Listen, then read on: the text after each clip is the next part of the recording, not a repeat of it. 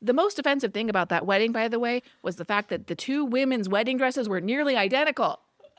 One was pants. I noticed. I looked.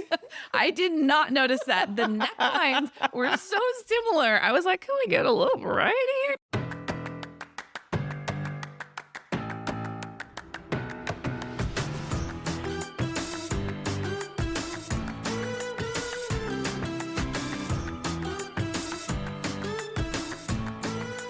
Hey everyone, welcome to Girls Gone Hallmark, a Hallmark review podcast. I'm Megan. I'm Wendy. This episode is a part of the Girls Gone Hallmark summer series where we're watching and reviewing fan favorite movies.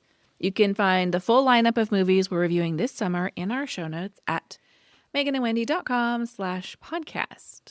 Today we're discussing Wedding Every Weekend, which originally aired August 15th, 2020, just prior to the launch of our podcast. Oh, yes. I thought you were going to say just prior to the launch of the pandemic. No. Deeply mid-pandemic. Yes, just prior to the launch of our podcast. That's right. If you want to connect with us outside of the podcast, we'd love for you to follow us on Instagram. We are both at Girls Gone Hallmark and at Megan and Wendy. You can always jump into our Girls Gone Hallmark Facebook group. And hey, lots of guys over there too. Don't be shy. Jump on in, Girls Gone Hallmark on Facebook. And if you want to ever email us, you can do that at meganandwendy@gmail.com. Yeah, for anyone who's ever unclear, the girls in the Girls Gone Hallmark are us. We're not just only about girls who are into Hallmark. Yes. I have so much to say about this movie. Oh, interesting. Should we start with a synopsis and then jump into news and notes? I love it. Let's go. Nate and Brooke are going to the same 4 weddings 4 weekends in a row. To avoid setups, they go together as wedding buddies. But what starts as a friendship soon becomes deeper. Stars Kimberley, Sustad, and Paul Campbell. So this was filmed in June and July 2020, as mentioned, well, not to the pandemic. The COVID protocols must have been bonkers at this time. They were deep in the requiring 2-week hotel quarantines before filming and all of that. I can only imagine how much they would have had to do to make this movie. Regular testing. Can you imagine? And there's like a deep cast. You've got all these weddings full of people. Okay, so a couple thoughts. I'm trying to think back to June and July of 2020. My ass was still sitting on the couch at home. I did not think that work was being done anywhere at this point. I think because they were filming in Canada, I think that may have been one of the few places where filming had resumed that early. Okay. Well, I did read that Canada still had at the time, probably like you said, they probably had a quarantine, right? They had social distancing rules in place, temperature checks, all that stuff. I read a funny article. Now, side note, did you read this article too about how they had mannequins? No. In the weddings? Yes. Oh, listen. Okay. Paul Campbell told Media Village, which is like an entertainment outlet, that they were the first production to film during phase 3 of the opening. And he said that everybody wore masks, they sanitized, and some people had to stay like within their own departments. There was no like crossing over departments, right? Some interior weddings were moved outdoors and everyone had morning temperature checks.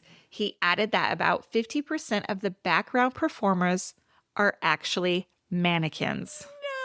No way. I need to go back and rewatch this and look at those wedding scenes when you see from the back, right? Like the actual ceremony. Did you read this before or after watching the movie? I read it after I watched the movie. Oh, no. I need to watch it with that in mind. That's not funny. It's so funny. Do you think production's like, okay, well, we can't have a huge cast of extras, so let's just get some mannequins from the local department store? Or I don't know. Like when they had fake spectators during baseball games. Oh my God. Is that crazy to think that that was life at that time? There was nobody in the stands except these cardboard cutouts kind of behind home plate. And you could pay to have a cardboard cutout of yourself, man. And they were pumping in like crowd noise into the stadiums. Yeah, so wild. And the basketball teams had like virtual fans. And so those images would move. Oh, I do remember that. They'd have like a laughing or a clapping. It's wild. I sometimes think I need to sit down and write down everything I remember because some of it is so wild to think about. When our grandchildren are like, what happened in 2020? Look at that cardboard cutout behind the Dodgers. That's how baseball happened in 2020. Wow, so weird. For those who haven't watched the movie, go back and watch it and look for the mannequins. With mannequins in mind. Mm-hmm. Okay, this was written by Julie Sherman Wolfe, who has 33 writing credits. And if you don't know who Julie Sherman Wolfe is, yeah, you do. She wrote A Holiday Spectacular, Dickens of a Holiday, You, Me, and the Christmas Trees, Taking a Shot at Love, Hanukkah on Rye, Always Amore. And she has the distinction of being the one and only interview we have done to date on Girls Gone Hallmark. Yeah. And you know what? She was so good. We're like, we've peaked. We're not going to do this anymore. It's a great episode. You should go back and give it a listen. And she did us the great kindness of having listened to an episode we did about a movie she did, and then answering some of our did you see that questions. Mm-hmm. Yeah, she was great. Awesome. I want to also note that according to her IMDb, she has a upcoming movie called Field Day in the works. It's not exactly clear if it's a Hallmark movie, but it is directed by David Winning, who has directed a bunch of Hallmark movies, and it stars some familiar Hallmark faces. So I'm guessing Field Day maybe is going to come out summertime. Could be. This was directed by Kevin Fair, who has directed 40 movies, including Morning Show Mysteries, We Need a Little Christmas, Always Amore, and Soccer Mom Madam. I always love it when it's like Hallmark, Hallmark, Hallmark, and then there's like a Lifetime in there. Yeah, they go a little dark. But Soccer Mom Madam, it has Jana Kramer in it. I'm like, I might have to look for it. Kind of would be into watching it. This movie stars Kimberley Sustad. She's a busy little bee. She has starred in Game of Love, had a role in Three Wise Men and a Baby, Lights, Camera, Christmas, North to Home, Nine Kittens of Christmas. Is also in the process of co-writing a movie with her co-star, Paul Campbell. How do you know that? Because she did an interview. Exciting. Paul Campbell plays Nate, or Edgar.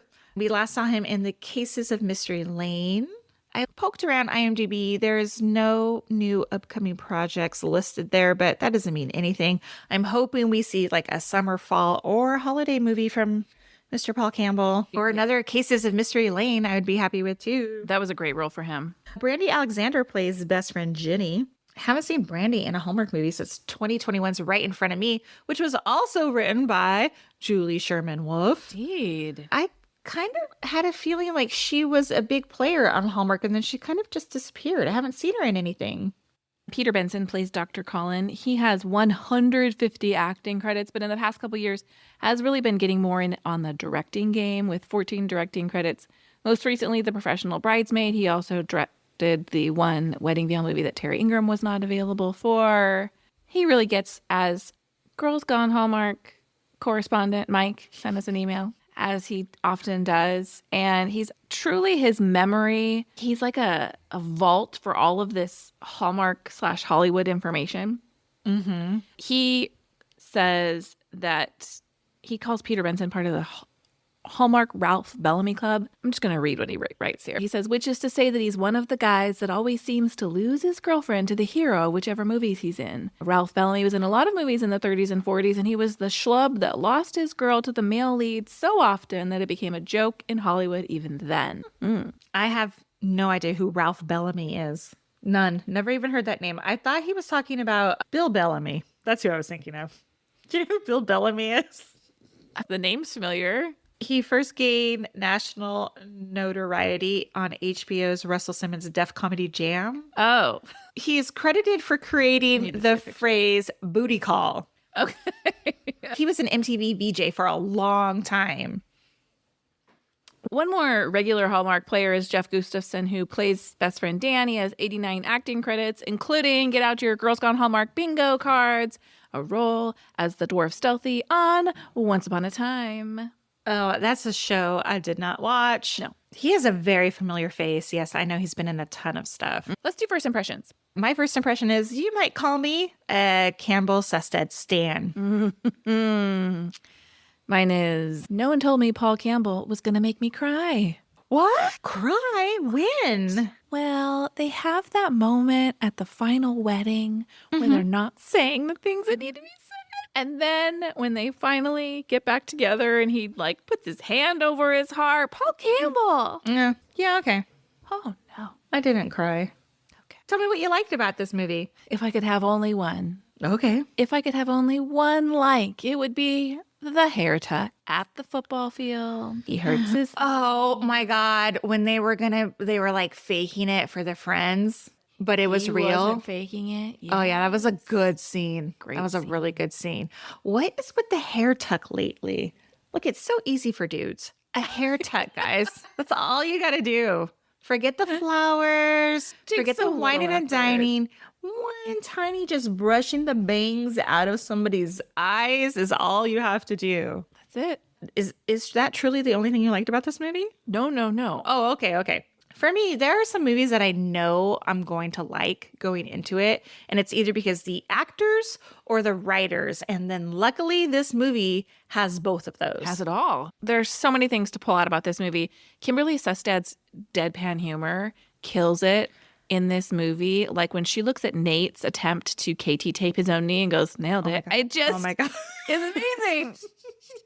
I'm telling you, she reminds me so much of Bonnie Hunt. I can't shake it every time I see her on screen. I enjoyed the zingers that they gave each other, especially when it came to his bum knee because he was being so stubborn about it. I like that Brooke broke things off with her boyfriend because it just wasn't working out. And that Colin wasn't a factor in the whole maybe will they, won't they with Nate. And I think that scene was really funny too when they were breaking up. They're sitting at the table and she's like, we need to talk. And he goes, us too. And then she like she's like, we need to break up. But he didn't see it coming. Yeah, he was talking about pizza. That was great. They got that out of the way early. And I loved her patient Mary when Brooke's like, you need to stop. You know I'm with Dr. Colin. And Mary's like, I know. Just love Mary. I think registering at the hardware store is actually a great idea. I think lots of people do that now. Does Home Depot have a registry? Yes, they do. Yeah, that's a great idea. We have used our little power drill time and time again. Yeah. Far more than I ever used an ice cream maker. Hey, if there's anybody out there listening to us who is registering for a wedding, definitely hit the hardware store. Yeah, skip the ice cream maker. Yes. You're Skip never the gonna ice use it. cream maker, skip the bread maker. Have you been to the grocery store before? You're not going to make all those things, we promise you. If you don't currently make them, being married is not going to turn you into a homesteader. No. I loved every dress that she wore to the weddings. Yes, I loved her wedding wardrobe. And they varied her style throughout the weddings. And then we get the big payoff. I thought her bridesmaid dress was beautiful, actually. I did too. Although I didn't like the combo wedding colors. The pink and then the deep red of the roses. Oh, I noticed that too. I was like, what is that? That doesn't go together. I wasn't a fan. I have something about that in my did you see that? Okay. There was lots of diversity in this movie, and we haven't Yeah. talked about that in a long time. No. Remember we used to talk about like, oh, diversity check. Yes. There was a ton in this movie. So I was surprised by that only because I wasn't expecting it. I kind of feel like that's a very recent move on behalf of Hallmark. And I did take a look at the wedding every weekend hashtag. And there's a tweet from Paul Campbell. And let me tell you, Paul Campbell walks the walk in terms of like being a representative and being in favor of diversity. He tweeted, Wedding Every Weekend was the most watched summer nights premiere of 2020 on the Hallmark Channel. Thank you to everyone who came out in support. Love wins. Aww. And Alonso Duralde, who often appears on Deck the Hallmark, but is a movie reviewer in his own right and does his own thing, tweeted, Wedding Every Weekend proves it doesn't have to be an either or. Hallmark Channel can do the thing that it does, and it can do so in a way that reflects the world as it exists. Bravo. Yeah. Can I talk about something that doesn't really have a place in any of our categories, but I need to talk about it? Okay. And that is, I have decided I am going to change the way I feel about negative reviews about Hallmark movies from the woke police. Okay, go on. And that is, I am simply going to find them humorous because there is absolutely no way to take someone seriously who looks at a movie, titles a review, "Welcome to Wokeland," and do anything other than laugh at it. Wait, is there an IMDb review for this movie with that title? Indeed, there is. No. Welcome to Wokeland. You're a joke of a human if that is your attitude. Now, there were a lot of great reviews of this movie, a lot of them, but there were a lot of 1-star reviews that were like, I had to turn this movie off. What can I do but laugh at that opinion that you're so threatened by the idea of 2 women kissing on television, even further threatened that you're going to open up your computer and tap out your little review and let everybody know how threatened you are by 2 people who are in love getting married. And the most offensive thing about that wedding, by the way, was the fact that the 2 women's wedding dresses were nearly identical. One was pants. I noticed. I looked. I did not notice that. The necklines were so similar. I was like, can we get a little variety here, people? Welcome to Wokeland. Wow. Wow. Can't take you seriously. I want to talk about what we wished for. Okay, go ahead. Well, avoidable misunderstanding alert. It's really the only thing I didn't like about this movie. Yeah. I don't know where the conflict could have come from. Sometimes I workshop that in my mind. Like, we could have had a better conflict. But I didn't need that. I was like, yeah, Paul Campbell, Kimberley Sustad, I'm rooting for you. You're 2 people. But you just got in your own way. Like, she got in her own way in that moment. Yeah, she like freaked out before she heard the full conversation. Stick around. He kept talking. Yeah, I agree. And I don't know about you, but when I hear someone having a conversation like that, like we've got unspoken feelings for each other, I'm going to stick around and hear everything he has to say. Me too. I can hear the conversation. I am standing there until it's over or I get caught. I 100% agree. Okay. Here's one thing I wish for. I didn't love that Nate sold her car on her behalf. Now, technically he didn't sell it, but he saw that she was in this financial bind over the roof, right? Mm-hmm. And he takes it upon himself to call the dude that was interested in like maybe buying the car. And I'm like, no, sir, just relay that information to her that somebody was interested. You don't need to call the guy to arrange him to come see it and then be like, hey, I solved your problem. I hear you. I thought that could have very easily gone in a bad direction, but he immediately tells her, like, if you want to sell it, there is a buyer. I felt like I didn't mind that he took that off her plate. He didn't like. I feel like the order of operations was wrong. Okay, fair enough. Okay. I am so confused by Brooke's loan situation because at one point she's writing a check to the bank. Yes. Why? I don't know. And then I don't know. She says, like, I'm using my loan money for the roof, but as far as I know, she hasn't actually got a loan. And she talks about how she has a rainy day savings. Mm-hmm. Do you have a savings or are you getting a loan? Why are you writing a check? I don't understand what's happening here. Yeah, I just let that all like slide. At one point, Nate and Brooke, they are talking about how they know Ginny and Ginny's fiance, which his name escapes me right now. Yeah. And when Nate says he went to college with him, she says, trade school. And he corrects her. Yeah. With like, maybe he says Harvard Dartmouth. or some. Okay, something somewhere prestigious, right? Uh-huh. And as someone whose family business is built on trade school, I was like, there's nothing wrong with trade school here. Like, it just felt like there was a little bit of like... Yeah, he had to have the added value of having gone to a prestigious university while also now working in the biz. Yes. And let me just step on my soapbox here. Please. Trade school is not bad. There's a lot of trades out there that make lots of money. Yeah, and we need them. Yes. Do you like living in a home with plumbing and electricity and having a car that runs? Exactly. Yeah. I just wanted to say I wrote this wish before we got to the end, but I wrote, get off your classic parts high horse, Nate. Oh, yeah. I understand the commitment to the bit, but also as time goes on, eventually you're going to run out of original parts. Like you need to think a little bit with a business mind. Yeah, so my dad rebuilds cars, and he has a couple of old cars that look like old cars, but they're fully built with new parts on the inside. Yeah. Also, like where they start the odometer at 0 again because because it's all brand new. Yeah. Everything's new. You know what I really wanted? When they got married and they got into her car, I wanted her to open the glove compartment and have like a pile of those blue hard candies spill out everywhere. Oh, that would have been cute. Yeah, it would have been.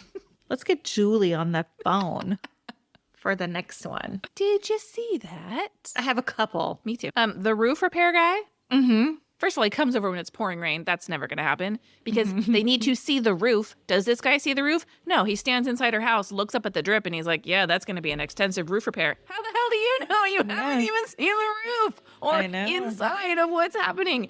And as a person who is no stranger to water damage in my home, they don't just leave. Like, you got to start drying that out or you're going to have a house full of mold. She's like, all right, thanks. I'll think about it. Just going to put this pan here and hope for the best. Yeah. Yeah, that was funny when she came home and like the roof had fully like I'm the drywall. Glad they did that. And because obviously something's going to happen. If you don't do anything, it doesn't just go away.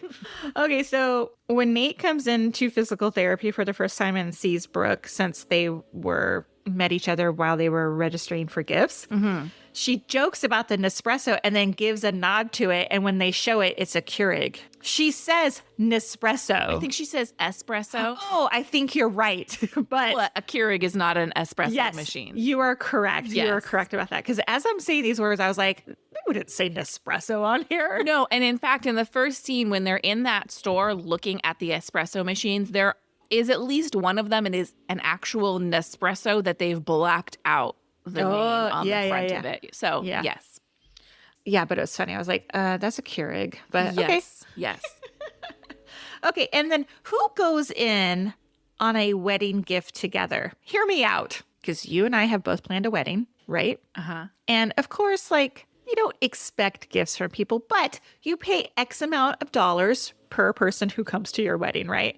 Don't you expect a gift that's comparable, sort of, in price? No, I don't expect a gift. Get out. No, I really don't. I really don't. This is the truth. Okay. I think there's got to be some Emily Post nonsense about this. Here's what I think. That everybody has the amount of money that they're willing to spend on the weddings they attend, right? It's $50, it's $100, it's whatever it is. If they went in on the gift, what I hope is that they both ended up spending what they would have spent individually and they just bought one nicer gift for the couple. I think they bought a 4-piece glass set. Okay, well, I was like, that's not cool. Yeah, don't do it as a money-saving option. They're not a couple, but they were not invited together. Hey, I want to talk about Ginny's wedding for a second. Yeah. First, you mentioned that the color scheme was all wrong, and I agree.